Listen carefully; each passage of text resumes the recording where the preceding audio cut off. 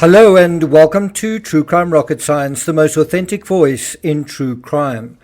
Well, bad news for those following the Kailtin Armstrong case. Photos were taken of Kaitlin in court wearing a red top and striped grey pants. In other words, prison garb, only for the media responsible to take these down again.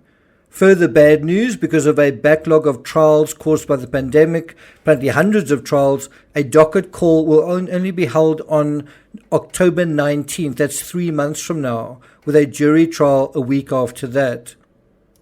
We are going to listen to a clip of Kailtin Armstrong's lawyer providing a brief glimpse of what their defense case is going to be. But before we get to that, if you haven't subscribed to the channel, please do. Like, share, leave a comment, and let's get started. Who vandalized the home of Kailtin Armstrong and Colin Strickland the night of Wilson's death? And why? Unfortunately, a lot of the information that's been presented so far in the media is simply not accurate. I understand that reporters frequently will get information from so-called law enforcement sources.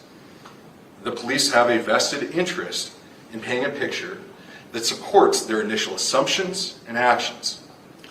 Law enforcement sources also might have an interest in glossing over details that could be of interest and relatable to their mistakes in the initial hours of this unfortunate situation.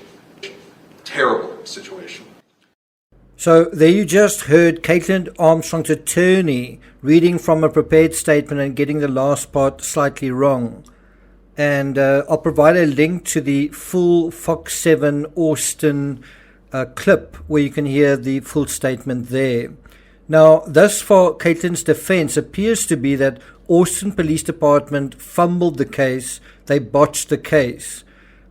It harkens to the JonBenet Ramsey case where the villain of the story is the Boulder Police Department, right? So who committed the crime? Or was it Austin Police Department that committed the crime? The part I find interesting is whether Strickland is going to be part of Kaitlin's defense, either explicitly or tacitly, in accusing someone of vandalizing the home.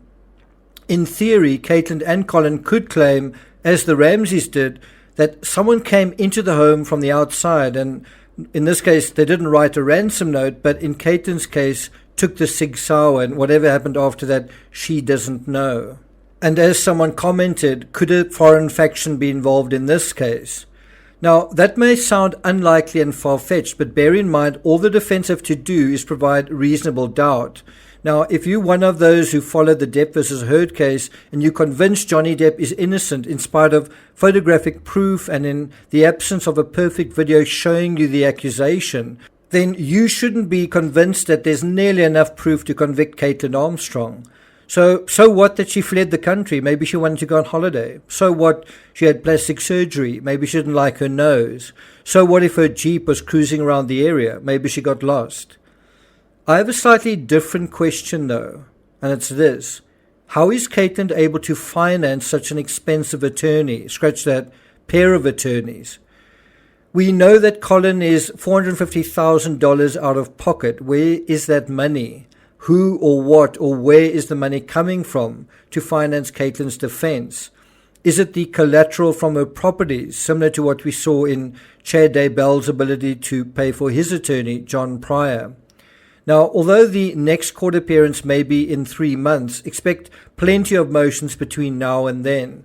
Let's hope Austin Police Department and the state prosecutor are better prepared than the DA in Colorado in charge of the Suzanne Morphew case.